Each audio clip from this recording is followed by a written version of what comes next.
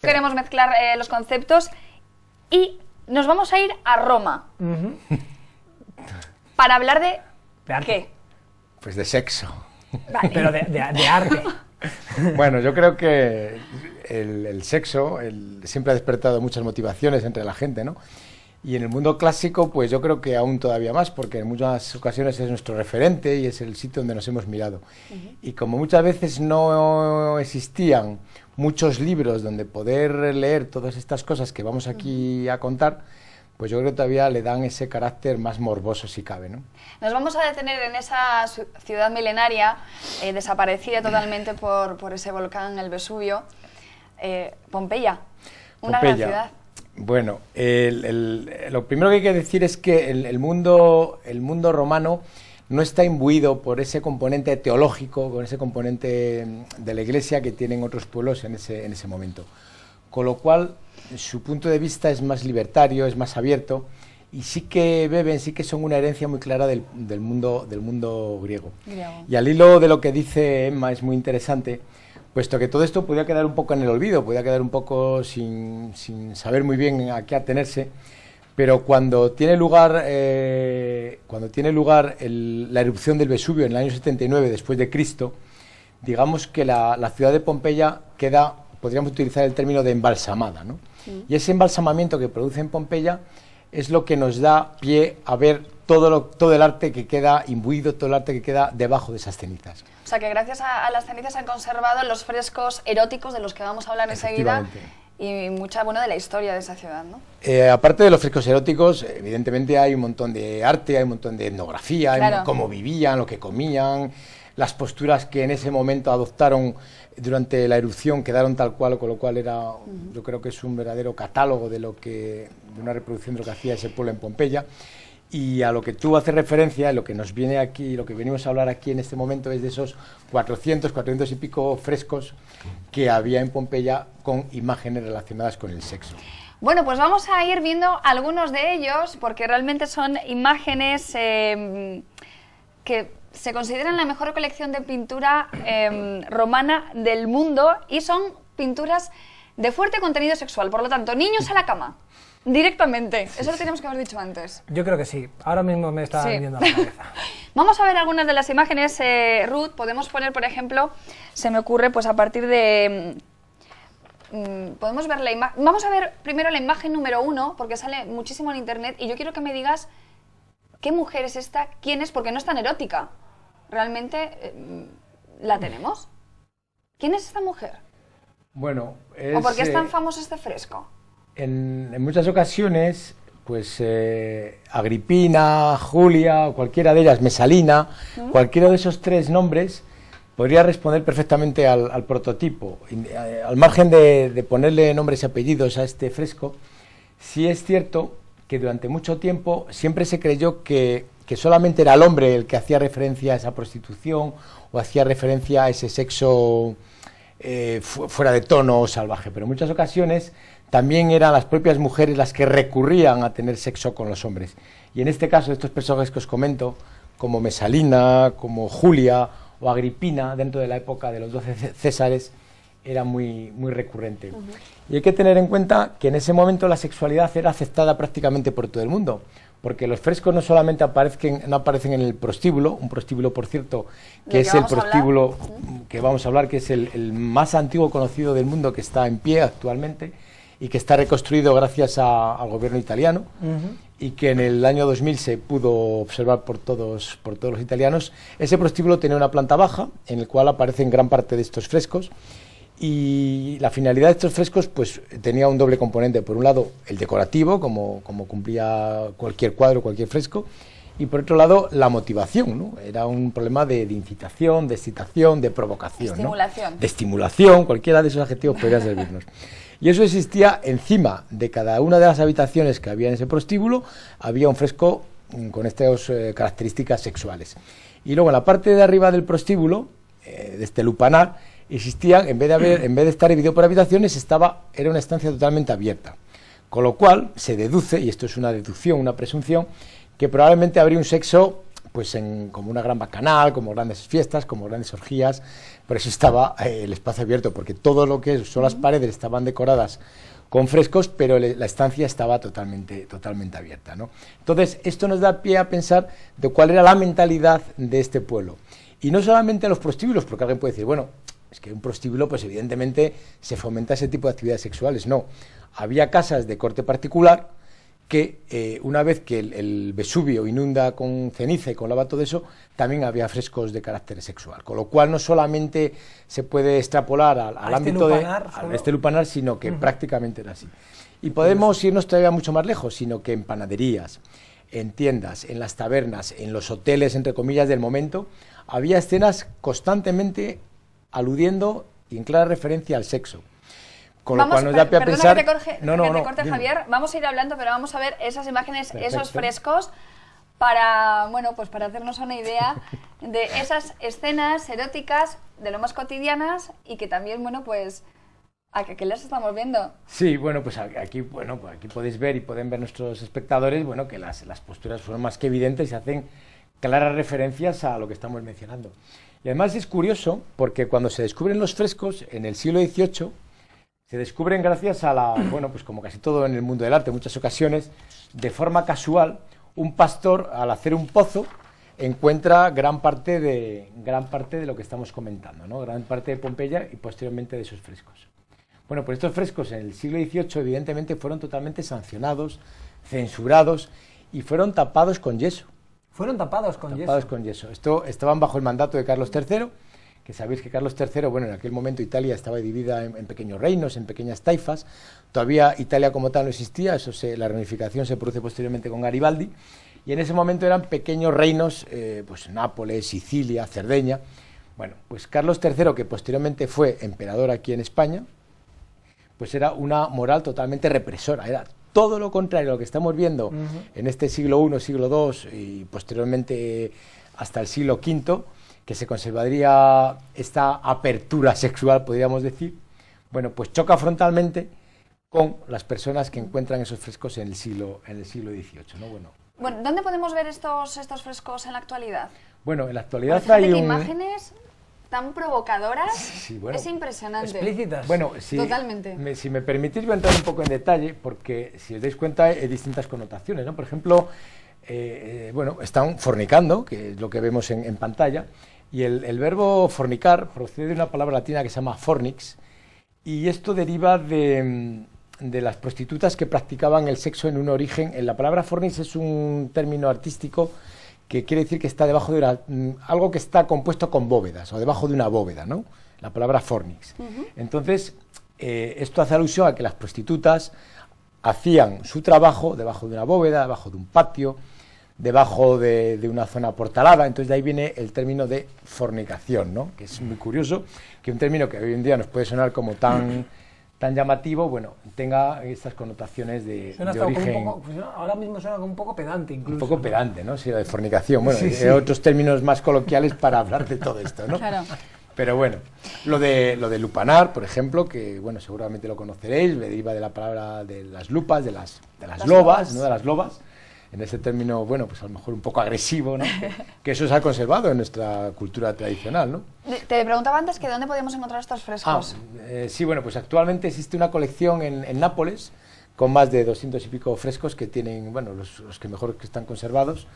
Y es muy curioso porque hasta hace muy poco tiempo no se pudo apreciar esto de una forma... una forma clara, ¿no? Vamos a hablar precisamente de ese lupanar, que era el burdel más importante de Pompeya, un prostíbulo que se descubrió en el año 1862. ¿Exactamente dónde está ubicado? Porque creo que tenía una buena zona, ¿no? Pues la zona es muy cercano al foro. Para nuestros espectadores no avezados en estos términos, el foro era como el centro comercial de León, ¿no? Digamos, por las proximidades de Santo Domingo para ubicarnos, ¿no? Entonces, bueno, el foro estaba, como no puede ser de otra manera, muy bien situado, ¿no? Para que los clientes pues lo tuviesen fácil a la hora de acercarse a él, ¿no? Y abierto al público, ¿no? Y abierto al público. He leído... Sí, perdona. No, te iba a decir que no solamente en los lupanares o en las casas privadas existían estos frescos, sino que también en las termas, que sabéis que era un sitio de ocio, de recreo, bueno, que aparte de cuidarte el cuerpo, que hoy en día parece que estamos inventando algo con los spa, el spa, bueno, no viene al caso, pero sí que hago una pequeña reflexión. La palabra spa es salud temperaquam, ¿no? Es el término spa que hoy en día parece que está tan en boga, y el salud temperaquam ya lo establecieron los romanos hace mucho tiempo. Bueno, pues en estas termas era un lugar de reflexión, de conexiones, de contactos, de intrigas y por supuesto también de sexo. Y no solamente de un sexo explícito y claro, sino que tú cuando entrabas en las termas, en la parte alta, había distintos frescos con distintas escenas y con un número romano. Es decir, una postura con un número romano, con el 1, el 2 con otra postura, el 3 y así, bueno, así infinitas posturas, porque ya sabéis que estas variantes son innumerables. Entonces esto nos ha dado pie a pensar a los historiadores que seguramente sería decir, bueno, pues yo quiero el número 5, entonces pues te llevarían con una persona especializada en esa postura, en ese número 5 y practicarías sexo. O sea, eso sexo. es como el, ¿cómo se llama? No me acuerdo el listado este que existe de las posturas. Kama Sutra, el Kama Sutra. Kama Sutra, No sí, me pues acordaba. podría ser algo así también, ¿No? ¿no? Entonces, que era, lo que quiero decir con todo esto es que era muy frecuente el sexo en toda Roma y en Pompeya mucho más porque, claro, se ha conservado de una manera muy clara. Pero en ¿no? toda Roma hay que hacer referencia, ¿no? O sea, que no solo era No, sí. explícito de No, esta no era zona. solo de Claro. Pompeya, evidentemente, Sí. es lo que os iba a comentar, que no solamente eran las termas, no solamente era el prostíbulo, no solamente eran las casas particulares que uno podía ser, bueno, pues más o menos sus inclinaciones fuesen por ahí, sino que en una panadería, en una tienda, en un hostal, había elementos de este tipo, ¿no? Y Fíjate que... No, dime, Emma, perdona. No, que iba a decir que fíjate que ahora mismo, pues cuando entramos en las discotecas, en los bares, Sí. en las puertas de los baños, rezan mensajes de las chicas hacia Sí. sus chicos, fulanita de tal, enamorada, Sí. o yo quiero a Pablo, la fecha. Bueno, pues en la entrada, precisamente, a este lupanar, en las paredes es posible ver a día de hoy inscripciones de las mujeres, de los clientes que escribían mensajes Sí, de amor, sí. ¿no? O de sexo, vamos. Correcto, sí, eso es, bueno, podríamos llamarlos grafitis de la época, ¿no? Sí. No es nada descabellado hablar de eso. Y exactamente las mismas expresiones que utilizamos hoy en día, una réplica de lo que encontramos en la puerta trasera de un cuarto de baño, de un pub, lo podíamos encontrar en lo que dice Emma, en el lupanar, incluso en las tabernas o en los sitios más insospechados. Por ejemplo, dice, bueno, pues por 2 doblones de oro, mi cuerpo puede ser tuyo. El que mejor sexo oral practica es fulanito, ¿no? Esas inscripciones, ese tipo de inscripciones existen, ¿no? Entonces es muy significativo cómo prácticamente, a pesar de que han transcurrido 2000 años, los gustos no han cambiado para nada, ¿no? No solo se prostituía a mujeres, sino también hombres, ¿verdad? También, bueno, el mundo de la sexualidad en el mundo del hombre es, bueno, podríamos hablar aquí un montón de programas, ¿no? De hecho, se habla muchísimo de la homosexualidad de los romanos. Sí, porque digamos que durante la primera parte de la República, sabemos que sobre todo se diferencia entre República y la parte imperial. La parte imperial, bueno, pues aparte de la República al principio no estaba muy bien visto el tema de la homosexualidad, evidentemente entre 2 hombres. Y es muy curioso porque la palabra homosexual en el mundo romano no existe, o sea, para ellos eran casi bisexuales por defecto, ¿no? Casi era por designio divino, ¿no? Y hay Podríamos mucha- decirlo así. de hecho, hay había mucho escrito muchísima sobre homosexualidad. Y esto es una clara inclinación por parte de los griegos. Los griegos es los que transmiten esa inclinación de carácter homosexual. Y, por ejemplo, muchos poetas, como Ovidio, Virgilio, muchísimos, hacen referencia al mundo homosexual, pero alabando sus virtudes. Es decir, constantemente hablan de esas virtudes de la homosexualidad. Y es más, por ejemplo, otro personaje, un historiador que se llamaba Suetonio, que tiene un libro muy famoso que se llama La vida de los 12 Césares, dice, el único César que solamente se acuesta con mujeres es Claudio. ¿Os acordáis de Claudio cuando era el tartamudo en la serie Estadio Claudio? Que, bueno, una serie muy impactante que hubo aquí en España hace unos años. Bueno, pues dice explícitamente que el único César de los 12 que él hace referencia en ese libro, que le gustaba exclusivamente a las mujeres era César. El resto hablan de esa bisexualidad, o sea, de connotaciones dobles, ¿no? Vamos a hablar precisamente de los emperadores, ya que has nombrado algunos, Sí. porque hay algunos emperadores romanos que, me dice Javier, caballero chica, que bueno, y por todos he sabido porque las películas pornográficas realmente Sí. Ambientadas en Roma lo vemos, pues estos emperadores parece que ambientaban o convertían sus palacios en auténticos lugares de placer sexual. Sí, tal cual lo has descrito muy bien. Bueno, quizás el más conocido por todos sean 2, ¿no? Por un lado Nerón, que bueno, era... Tenemos una foto de Nerón, vamos a una situarnos. foto de Nerón, Vamos a ver a vale, Nerón, tenemos venga. a Nerón estupendo. Sí, puedes seguir, Javier. Bueno, nada, el tema de Nerón, pues sus claras inclinaciones homosexuales eran muy evidentes, se llega incluso a casar con 3 hombres y además tiene un ¿Pero problema. a la vez o uno No, detrás de uno otro? detrás de otro, uno detrás Vale. de otro. Uno detrás de otro. Nerón, digamos que era uno de los que convulsionó, digamos, toda la corte, porque una cosa es que se hiciese, digamos, entre la plebe o entre personajes que no tenían acceso al poder, otra cosa es que esto fuese promovido por los propios emperadores. Otro de los personajes muy característicos y que llevaba los designios del país era Calígula, ¿no? Calígula, aparte de tener, bueno, era un personaje, yo creo que psicológicamente muy perturbado, con muchas inclinaciones sexuales un poco satíricas desde el punto de vista que incluso tiene relaciones con la familia, a las hijas de los senadores, de los patricios, las lleva a palacio y les obliga a prostituirse. Es decir, yo creo que llega a unos grados un poco ya de perversión máxima. Y él también se casa con hombres, ¿no? E incluso en la tradición hispana hay un emperador que se llama, que le conoceréis todos, que es Adriano. Bueno, Adriano es un personaje famosísimo dentro del mundo de la sexualidad un poco desmedida, porque se enamora de un norteafricano, debía ser guapísimo, un chico guapísimo norteafricano, y este chico muere ahogado. Entonces, bueno, pues en un ataque de amor, de pasión, de lujuria, pues le empieza a hacer monumentos de forma desmedida en Britania, hace monumentos en Egipto, y llega a construirle una ciudad que se llama Antinópolis. Él se llamaba Antino, el nombre de este chico, este guapo norteafricano se llama Antino, y le hace una ciudad en Egipto que se llama Antinópolis, ¿no? Entonces yo creo que hasta que veáis hasta cómo se pierden los papeles hoy en día por el amor y por la pasión, pues a ellos les pasaba exactamente lo mismo, ¿no? Oye, una cosita, nos vamos a ir a otro tema, a los falos romanos, pero antes tenemos que decir una cosa que a mí, fíjate, que es muy curioso, porque el Coliseo,